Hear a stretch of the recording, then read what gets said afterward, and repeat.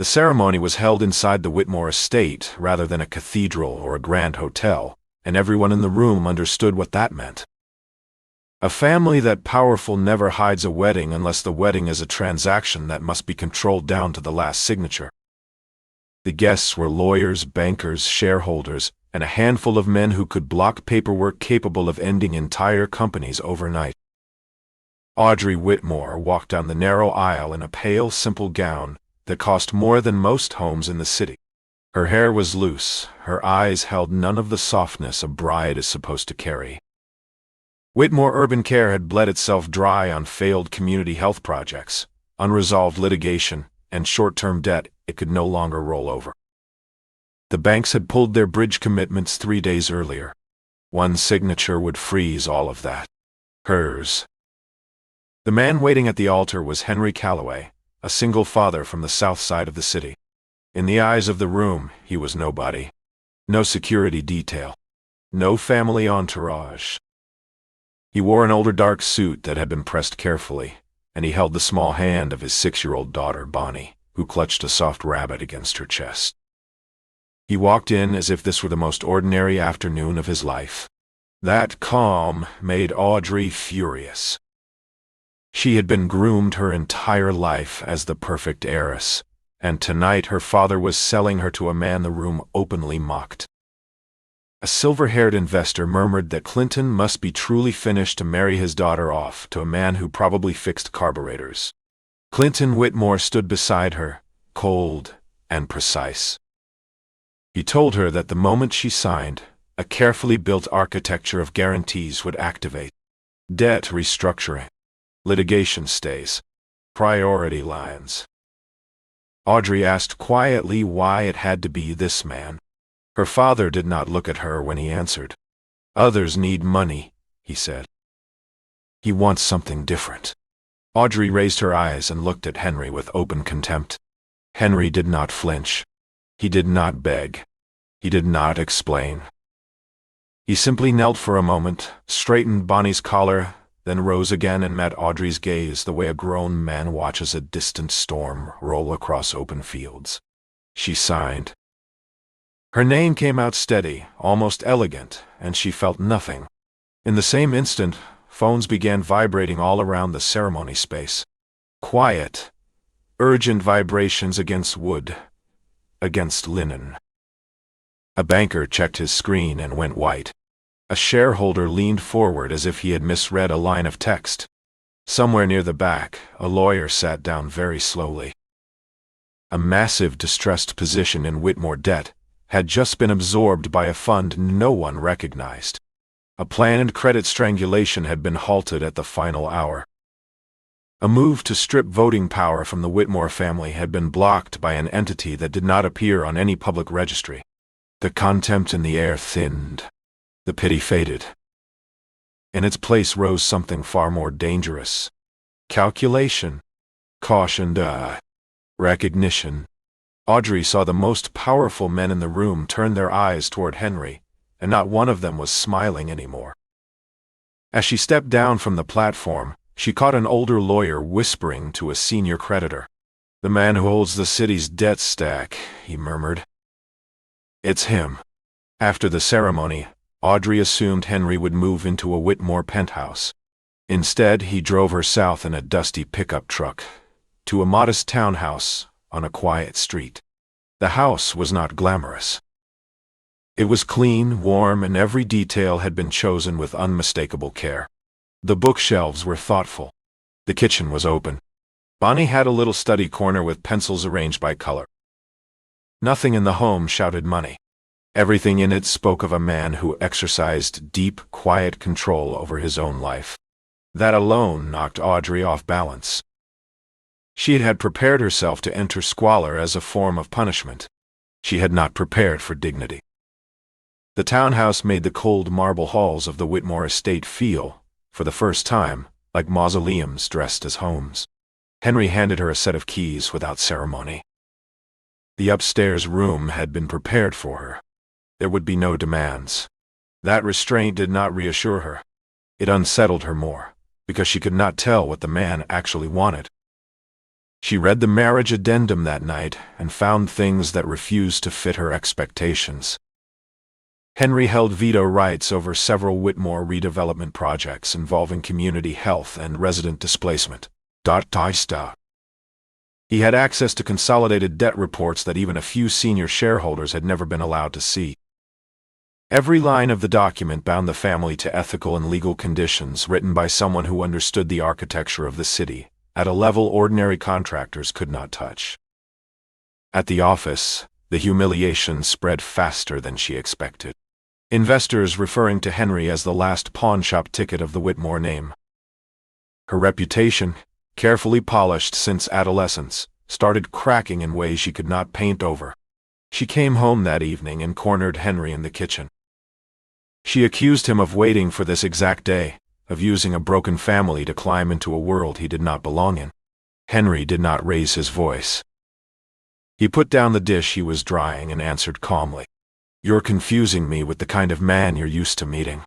The words cut deeper than an insult. Bonnie stepped between them carrying a glass of warm water. She placed it in front of Audrey and said simply that her father had taught her that grown-ups say the worst things when they feel like they are losing control.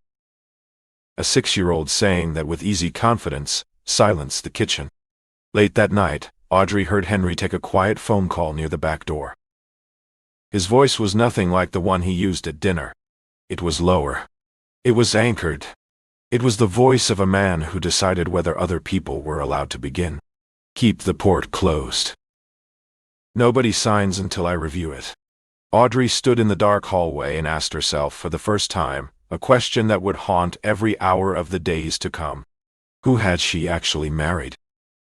In the days that followed, Audrey watched Henry because too many things around him refused to behave the way she expected.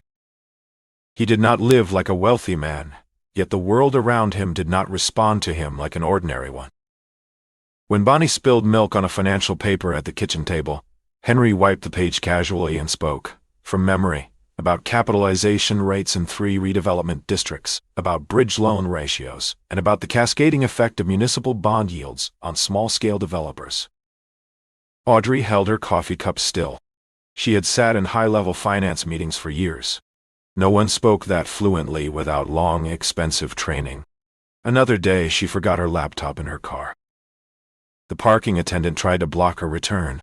The moment Henry stepped up behind her, the attendant changed. It was not flattery. It was not fear. It was the reflex of a man who had been taught somewhere that a certain kind of posture was not optional. At a small roadside diner, the head cook stepped out of the kitchen when he saw Henry and spoke quietly, the way old soldiers greet one another.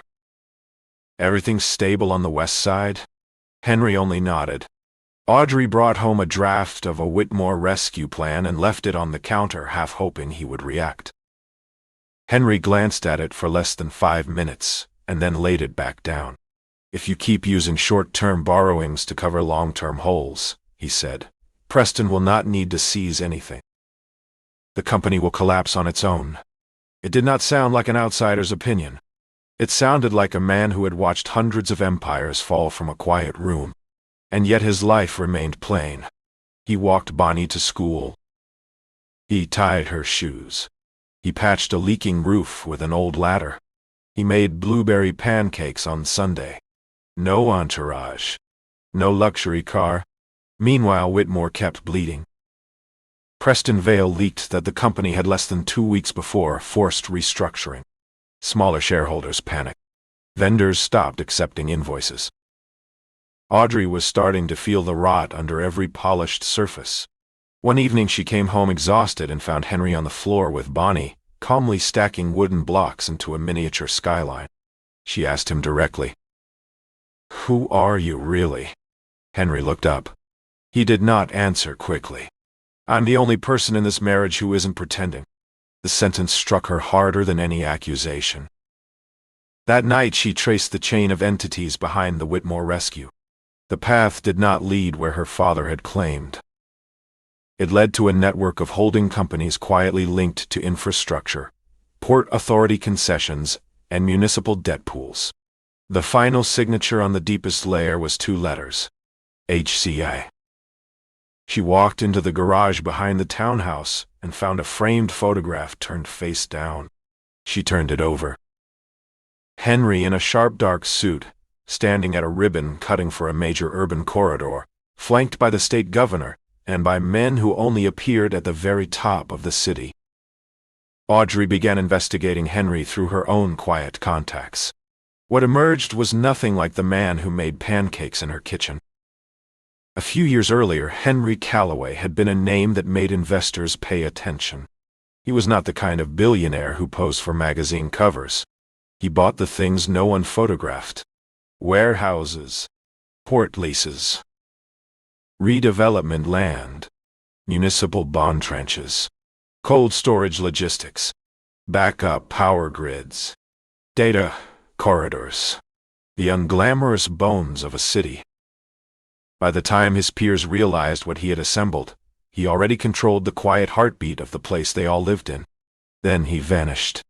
Not in scandal. Not in bankruptcy. The rare article about his disappearance hinted at the death of his wife, and at a tangled dispute involving land rights and certain lobbies whose fingerprints never quite reached court. Inside the industry, people understood. Henry had not lost. He had walked away because he had something more important than power. After the loss of his wife, Henry restructured everything into trusts, private holdings, and independent boards. He buried his name under clean legal walls so Bonnie could have a normal childhood. He kept enough hidden leverage to close a port, freeze a lease, or stop a hostile acquisition with a single phone call. Almost no one outside a tiny circle knew. The deeper wound came when Audrey turned the research toward her own family. She pulled records of an old redevelopment initiative in a working-class district. The project had created enormous displacement pressure and had benefited a network of middlemen companies acting through shell structures. In the same window of time, an incident had occurred that took Henry's wife from him. No court had named her family. But the Whitmore name appeared in too many margins of that picture for Audrey to pretend the connection was innocent. Then she understood the true reason behind the forced marriage. Her father had used her to bind Henry to the Whitmore name at the exact moment Henry was beginning to move. With Audrey as his wife, any blow Henry struck against Whitmore would become legally tangled, morally ambiguous.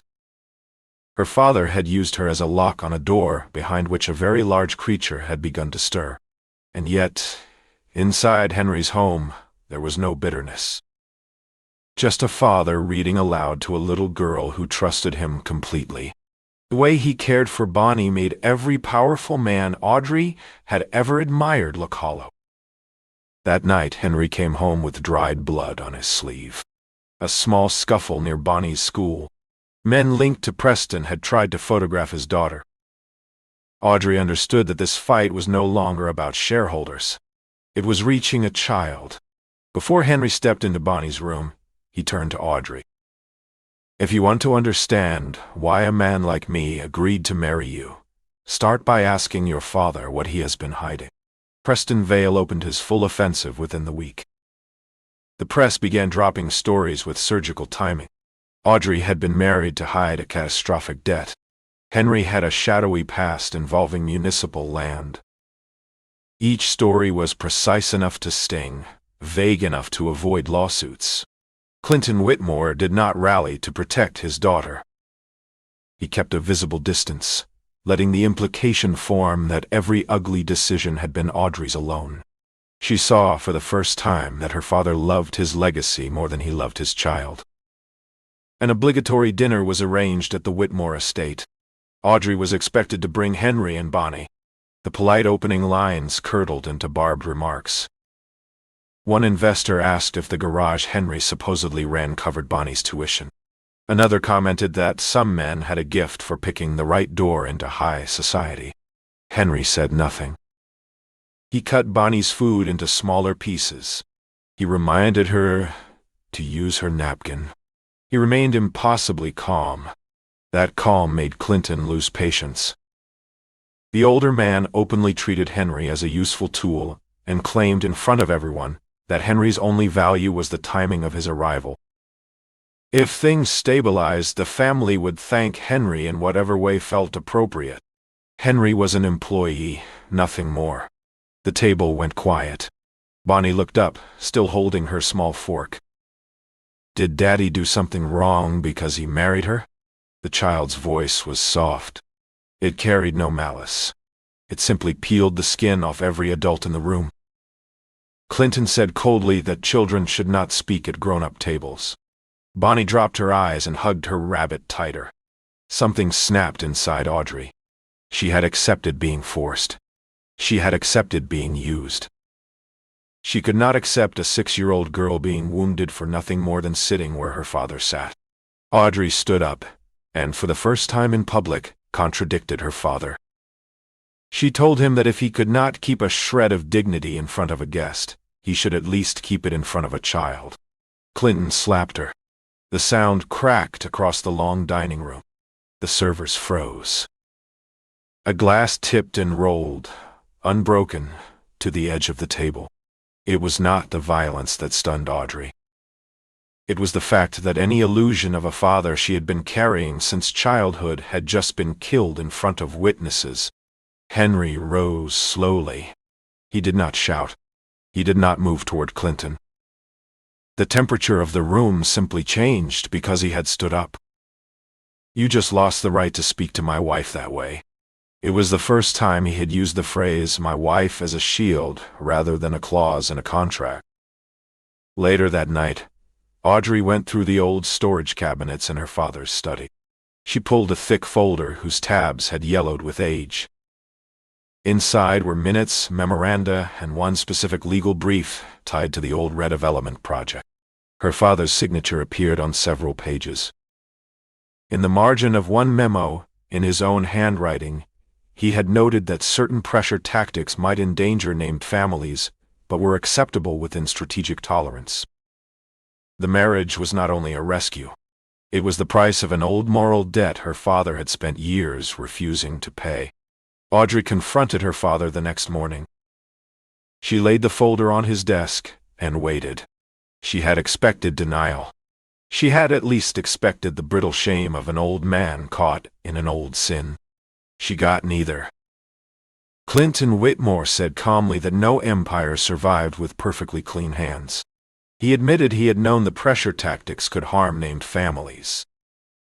He used the phrase collateral damage in a flat budgetary voice, as if he were reviewing a line item.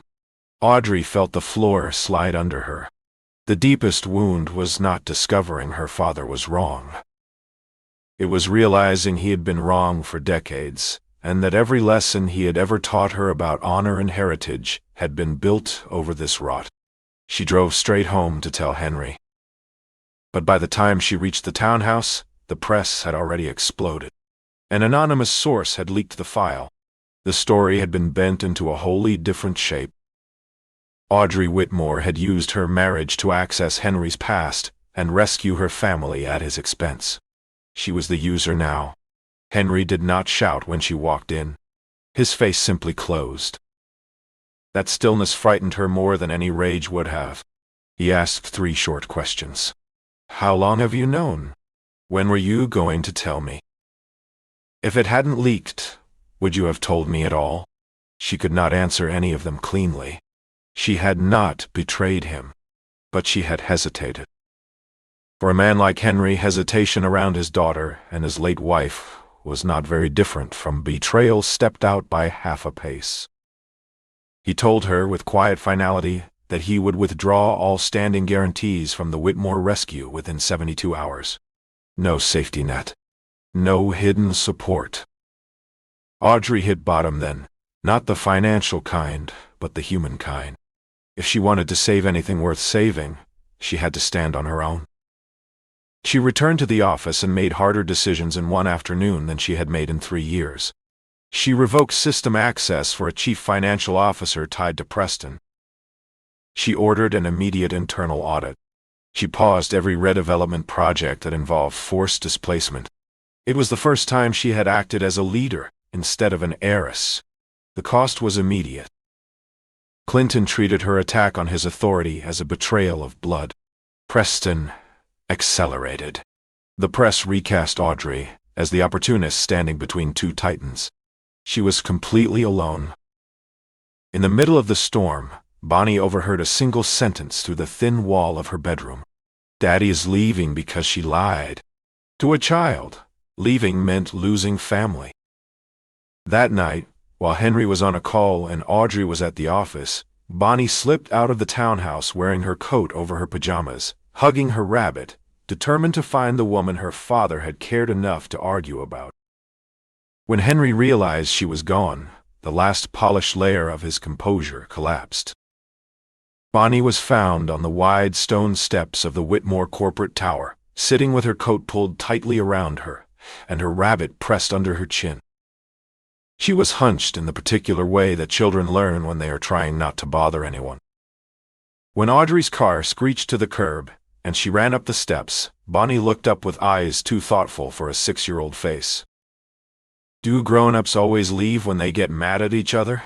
she asked softly. The question went through Audrey like a blade.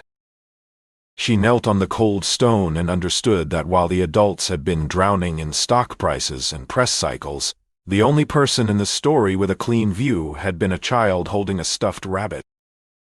Henry arrived seconds later. Audrey saw, in the rush of headlights across his face, something she had never seen before. Fear. Worse. A father's fear. When he scooped Bonnie up, his hands were not quite steady. In that moment, Audrey finally understood why he had chosen to disappear from the public world. It had always been her. The small, warm weight in his arms. Bonnie leaned her head against Henry's shoulder, and before her eyes closed, pressed a folded piece of paper into Audrey's palm. A drawing. 3 stick figures in front of a crooked skyline. Above them, in careful, uneven letters, "Home is where nobody pretends." In the car on the way back, while Bonnie slept across Henry's lap, Audrey spoke for a long time without flinching. She laid out what she had learned. The true beneficiaries of the old displacement scheme had not been her father's inner circle.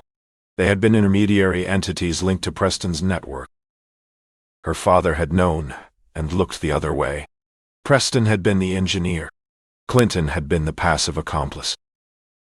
Henry's wife had been caught in the crossfire of men who had put a higher value on quarterly returns than on a human life. Audrey did not ask for forgiveness.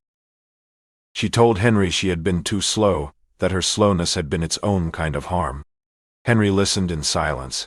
His voice when it came was rough. "The hardest part isn't the money or the past. It's that I have to keep seeing every person in my life through the question of whether they might take her from me." Later that night, Henry asked her to get in the car again. He drove her downtown, parked outside an ordinary office building, and took her past a security desk where the guard stood up with quiet respect. They rode up to the top floor. There was no company name on the door.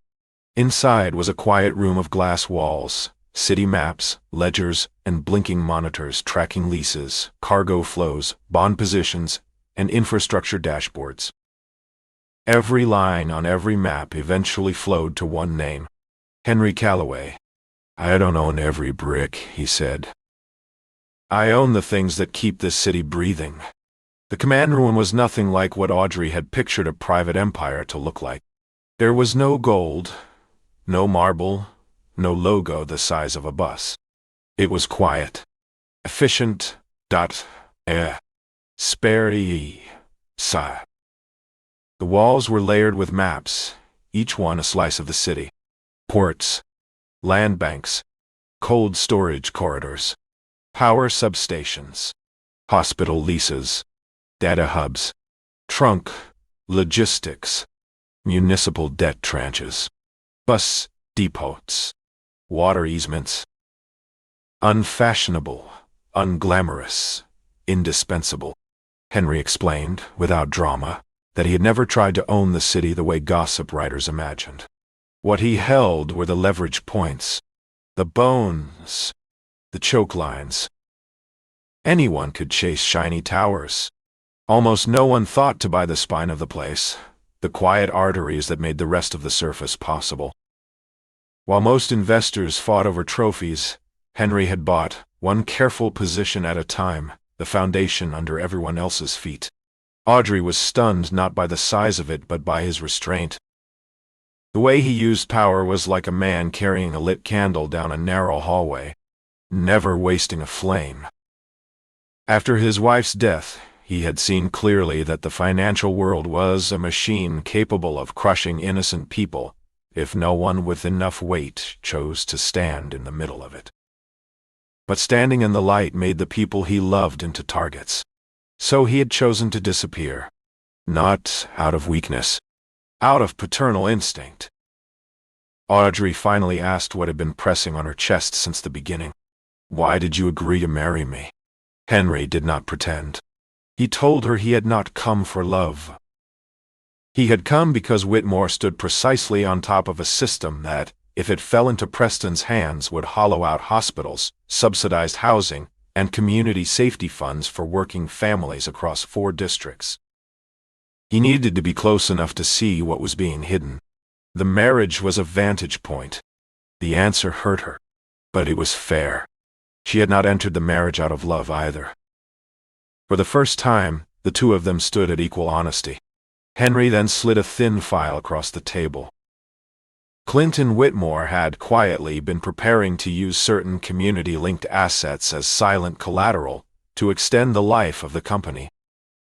If executed, thousands of working-class families would have lost access to the services those assets supported. That was why Henry had insisted on embedding ethical conditions inside the marriage framework. He had never intended to save Whitmore unconditionally. He had intended to force it, through Audrey's signature, to change or die. Audrey fell quiet for a long time. She was no longer seeing Henry as her rescuer. She was seeing him as a mirror. Did she want to save Whitmore to preserve her family name, or to save what the company was meant to be? She chose. She told Henry that if Whitmore survived, it would survive as a company with responsibility, not as a monster wearing a tailored suit. She was willing to remove her own father from power if that was what it took. Then Preston struck. Within hours, the press exploded with a coordinated narrative. Henry Calloway, the hidden king of the city, had engineered a marriage to take control of a dying empire. Overnight, a man who had spent years erasing his own footprint became the villain of every front page. The secret that had protected Bonnie was now a weapon aimed at the family Henry had been hiding. Bonnie was the real target. Photographers started circling her school. Strangers called the townhouse. Henry's composure cracked openly. He told Audrey he was considering pulling out of the fight entirely. Audrey stopped him. If they retreated now, Preston would not only win the deal. He would win the story. He would turn the scandal into proof that every hidden wealthy man was corrupt. She refused to hand him that. She called an emergency joint session. Shareholders, press, and key community representatives in one room. If she said the wrong sentence, she was finished. But it was the only way to break a rigged story. Audrey walked onto that stage in a simple dark dress with a modest neckline and her hair pulled back. She looked nothing like a socialite. She looked like a woman who had not slept. She opened by doing the one thing no Whitmore had ever done publicly. She admitted the truth. She said plainly that the marriage had begun as a forced arrangement, driven by pressure, by self-interest, and by her own fear of losing the family empire. The room went still. Then she went further.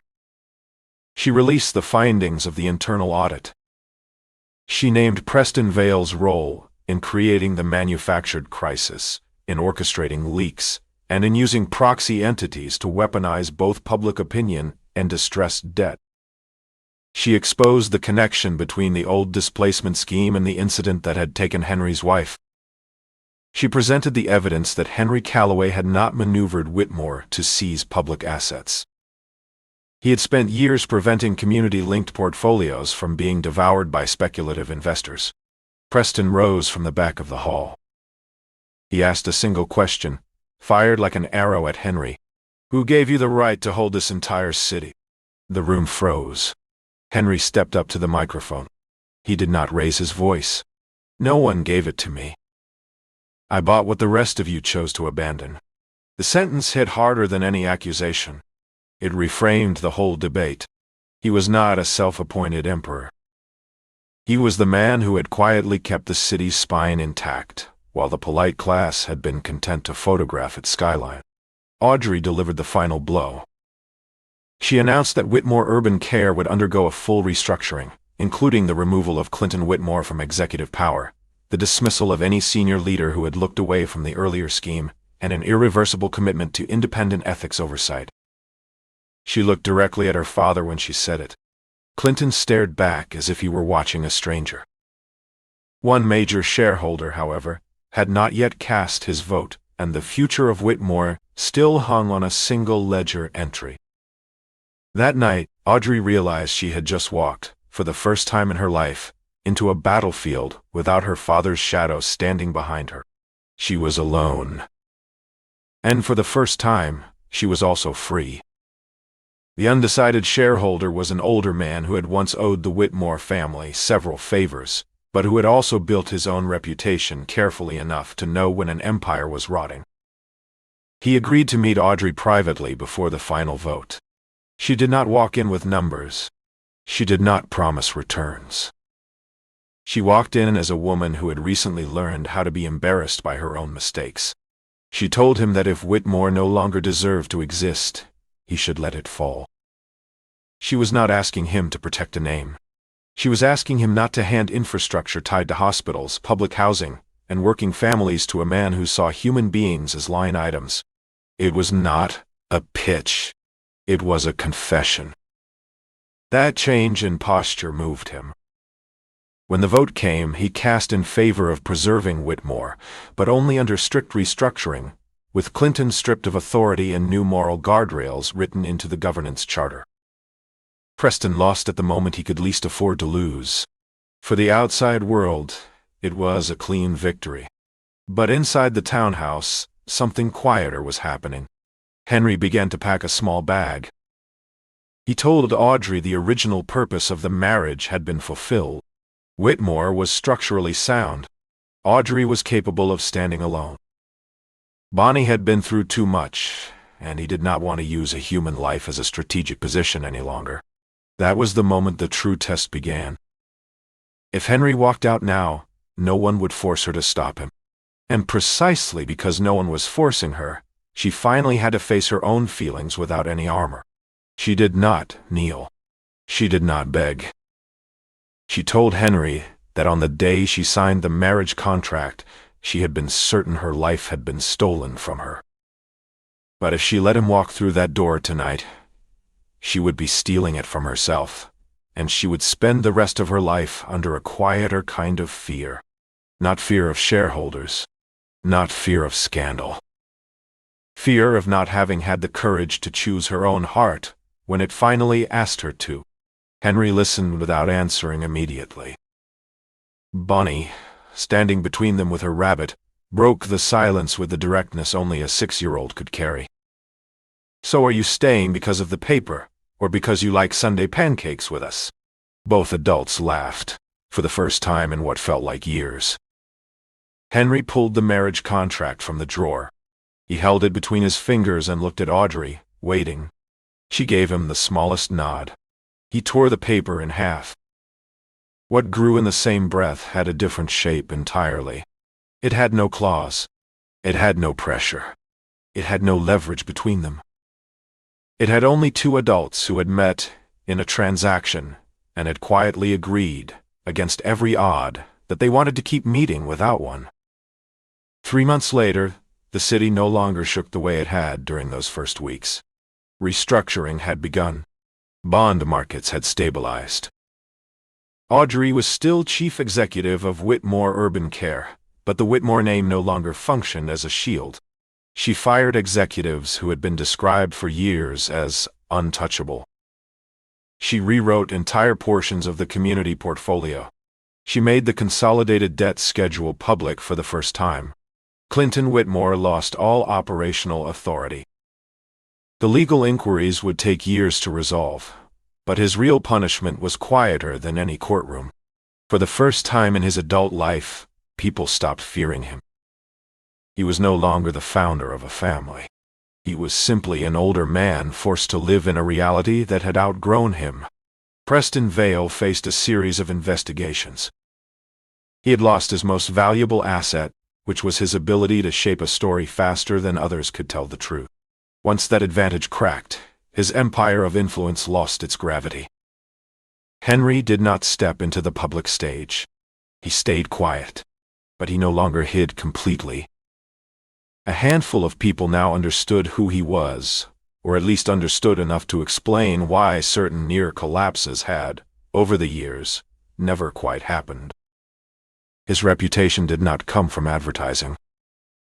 It spread through the way older doormen stood up straighter when he walked by, through the way the diner cook always saved him a table, through the way a city that had never known his name began to sense that someone had been carrying a piece of it on his shoulders for a long time. Audrey did not go back to the Whitmore estate.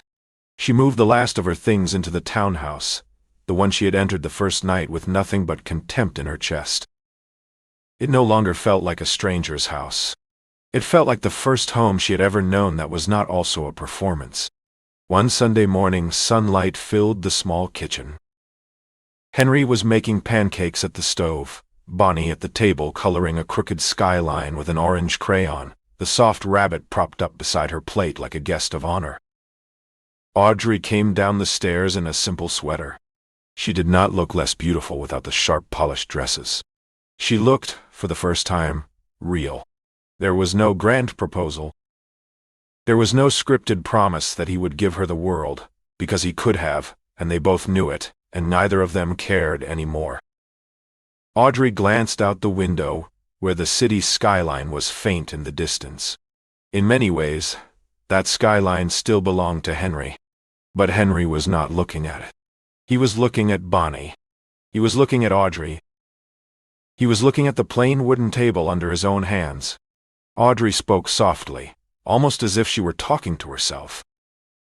"I used to think the day I married you was the day I lost the right to choose my own life. It turned out to be the first day I had to learn how to choose it." Henry did not answer with a long speech. He pulled out a chair for her, set a plate of pancakes in front of her, exactly the way he did every Sunday, and stayed beside her for one quiet breath longer than usual. Bonnie wedged herself between them and asked whether they could all drive down to the harbor that weekend, because that was the place her father had once told her the city first learned how to breathe. Audrey said yes.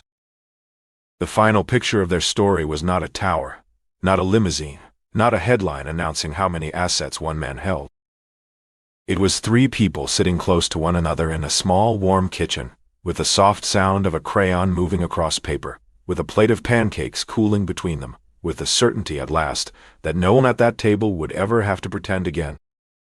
He could have owned the entire city. What made him stay was a small home with the footsteps of a child, and a woman who had finally chosen him for no reason other than that she wanted to.